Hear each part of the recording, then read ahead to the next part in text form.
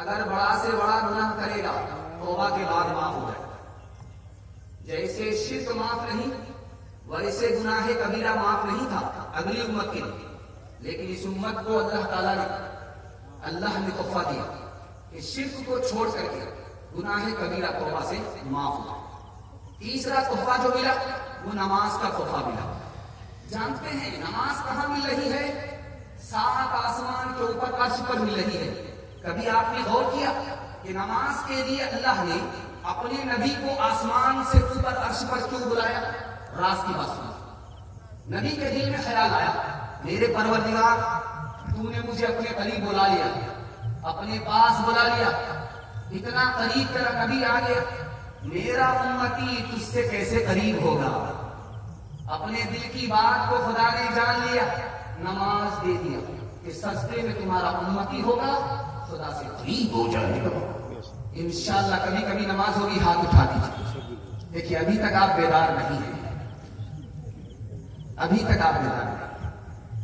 عشق ہو جائے کسی سے کوئی چارہ تو نہیں، کچھ مسلمان کا محمد پہ اجارہ تو نہیں. دیر سے دور چلا اور حرم تک پہنچا، سلسلہ میرے گناہوں کا کرم تک پہنچا، سلسلہ میرے گناہوں کا کرم تک پہنچا. تیری معراج محمد تو خدا ہی جانے، میری معراج کہ میں تیرے قدم تک پہنچا، میری معراج کہ میں تیرے قدم تک پہنچا. سرکار دو عالم کے رخ پہ انوار کا عالم کیا ہوگا، جب زلف کا واصف ہے قرآن رخ سار کا عالم کیا ہوگا، جب ان کے غلاموں کے در پر جھکتے ہیں سلاطین عالم. انصاف سے کہہ دو آقا کے دربار کا عالم کیا ہوگا. میزان عدل پر ہوں گے کبھی، ہوں گے وہ کبھی کوثر پر، امت کے لیے روزے محشر سار کا عالم کیا ہوگا. تیسرا پیغام آ رہا ہے، بڑی جلدی سے آ رہا ہے. آپ لوگ تھک گئے ہیں تو دونوں ہاتھ اٹھا دیجیے. خیر 2-3 آدمی پھر بھی ہاتھ اٹھا رہے، کچھ لوگ سر پر ہاتھ رکھ کر کے گزار رہے ہیں. یہ کسی نے نہیں دیکھا، سمجھ میں آ گیا کہ یہ 50-50، آدھا ادھر ہے آدھا ادھر.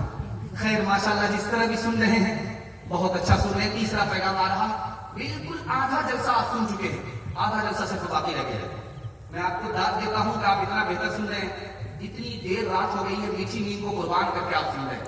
دل سے دعا نکلتی ہے اللہ آپ کے ہر مشکل کو آسان فرمائے. جوان بیٹی اگر گھر میں ہے تو غریب سے مناسب جوڑے کا انتظام فرمائے. جوان بیٹا ہے تو اللہ جائز روزگار عطا فرمائے. دھیان سے سنیے گا. تیسرا پیغام قرآن کے حوالے سے سنا رہا ہوں. مکمل سننے کے لیے تیار ہے؟ ایک بار جوش کے ساتھ ہاتھ اٹھا دیجیے. جوش کے ساتھ ہاتھ اٹھاتے ہیں تو سمجھ میں آتا ہے کہ بھائی یہی ہے. سننے کے لیے مکمل تیار. بالکل آدھا جلسہ نکل گیا، تھوڑا سا باقی رہ گیا ہے. بس ایک جھٹکے میں انشاءاللہ وہ بھی پاس ہو جائے. سنانے کے لیے رات کا سناٹا ہے، مسجد سے آواز آ رہی ہے. کبھی ہنسنے کی آواز آ رہی ہے، کبھی رونے کی آواز آ رہی ہے. اور یہ کون سن رہا ہے؟ دنیا کا سب سے بڑا مالدار. سالانہ کیا انکم اس کو آتا ہے 2 لاکھ کا شرطی سونے کا شرطی. ہر دن نئی لڑکی کے ساتھ زنا کرتا ہے. زنا کرنے کے دوران مسجد سے اس کو آواز آ رہی ہے، کبھی رونے کی کبھی ہنسنے کی. اس نے اپنے نوکر کو بھیجا تو دیکھو مسجد میں کون رو رہا ہے، کون ہنس رہا ہے، بلا کر کے پوچھا گیا وہ نوجوان کیا کر رہے تھے مسجد میں؟ کبھی تمہارے رونے کی آواز آ رہی تھی، کبھی ہنسنے کی آواز آ رہی تھی. تذکرہ ہوتا تھا تو میں روتا تھا، جب جنت کا تذکرہ ہوتا تھا تو میں ہنستا تھا۔ یار قرآن پڑھ رہے تھے تو سنا کر کے دکھاؤ۔ اس نے پڑھا ان الابرار لفی نعیم ان الفجار لفی جحیم، ایک آدمی تو جنت میں ہوں گے اور نافرمان جہنم میں ہوگا۔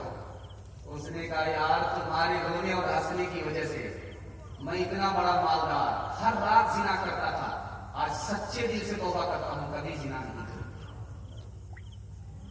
امام احمد بن حنبل رحمۃ اللہ علیہ نے خواب دیکھا، خدا کو دیکھیے، خواب میں خدا نظر آ سکتا ہے اور نیک بندے کو نظر آتا ہے۔ خواب میں خدا کو دیکھا تو میرے پروردگار آج میں نے خواب میں آپ کو کیوں دیکھا؟ کہ قرآن کی تلاوت کرتے تھے، اس کی برکت سے میری زیارت ہو گئی۔ اگر ہم سے قریب ہونا چاہتے ہو تو قرآن کو لازم پکڑ لو۔ تیسرا نمونہ آپ کی خدمت میں لے کر کے آ رہا ہوں، اس کو بہت دھیان سے آپ سنیے گا۔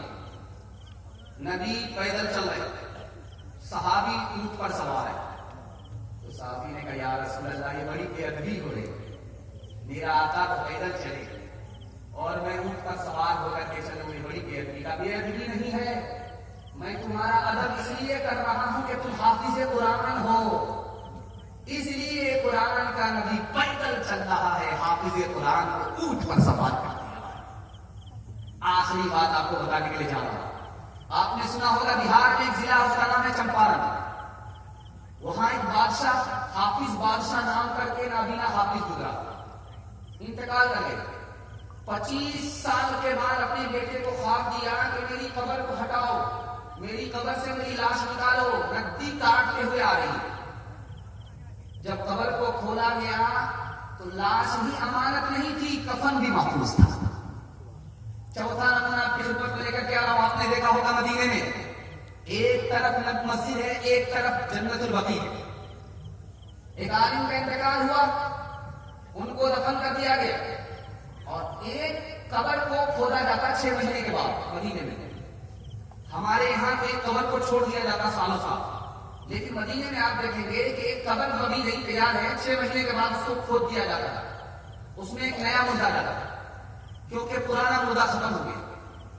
ہر 6 مہینے کے بعد اس عالم کی قبر کھودی جا رہی ہے، لیکن لاش بھی امانت ہے، کفن بھی محفوظ۔ پھر دوسرے 6 مہینے میں اس کو کھودا گیا، پھر محفوظ۔ پھر تیسرے 6 مہینے میں کھودا گیا، پھر محفوظ۔ بیٹے سے پوچھا گیا، وہ ہندوستان کے عالم تھے، وہاں ہجرت کر گئے، ان کا نام تھا مولانا بدر عالم، ترجمان سنت کے مصنف تھے۔ لاش بالکل امانت ہے، کفن محفوظ ہے، کیا معاملہ؟ کہا کہ حافظ نہیں تھے، لیکن حافظ قرآن کے آگے پیر نہیں پھیلاتے۔ اسی ادب کا نتیجہ ہے کہ لاش 6 مہینے پہلے دفن ہوئی، ابھی تک نہیں۔ آخری مثال کا پیغام ختم کرتا ہوں۔